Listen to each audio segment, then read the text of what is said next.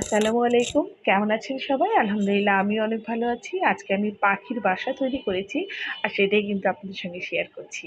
তো এখানে আমি দুটো নুডলস সিদ্ধ করেছি। সঙ্গে দুটো আলু সিদ্ধ করে গ্রেট করে নিয়েছি, হ্যাঁ? আর এর ভিতরে একটা গাজর কুচি আর কিছুটা ধনেপাতা আর ৭-৮ টার মতো কাঁচামরিচ কুচি দিয়েছি। আর স্বাদমতো লবণ দিলাম। আর ১ টেবিল চামচ গোলমরিচের গুঁড়ো দিয়ে খুব ভালো করে কিন্তু মেখে নিচ্ছি।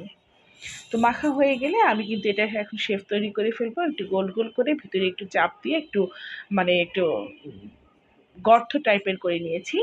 যেন এর ভিতরে আরেকটা জিনিস বসে, সেটা হচ্ছে আমি লাস্টে একটা ডিম দিয়ে দেবো, হ্যাঁ? তো যাই হোক আমি ১ম এ আরেকটা ডিম গুলে নিয়ে ওর ভিতরে দিয়ে দিলাম। আর এখানে ম্যাগি নুডলস দুটো আমি একদম গুঁড়ো, গুঁড়ো করে নিয়েছি। নিয়ে ওর সঙ্গে ডুবিয়ে দিলাম। এখন ডুবো তেলেই ভেজে ফেলছি। তো যাই হোক আমার এই ভেজে ওঠানোর পরেই কিন্তু আমি ছোট্ট, ছোট্ট কোয়েল পাখির ডিম এর ভিতরে একটা করে গেঁথে দেবো। তো বাচ্চাদের জন্য আসলে টিফিনের জন্য হোক, বিকেলের নাস্তার জন্য হোক, অনেক জিনিস তৈরি করতে হয়। তো যাই হোক আমার এই রেসিপিটা যদি আপনাদের ভালো লেগে থাকে অবশ্যই লাইক, কমেন্ট, শেয়ার করবেন। আর আমার জন্য বেশি, বেশি দোয়া করবেন। এই যে আমি একটা করে কিন্তু কোয়েল পাখির ডিম দিয়েছি। আর আমার ভিডিওটা কেমন লাগলো অবশ্যই জানাবেন। আল্লাহ হাফেজ।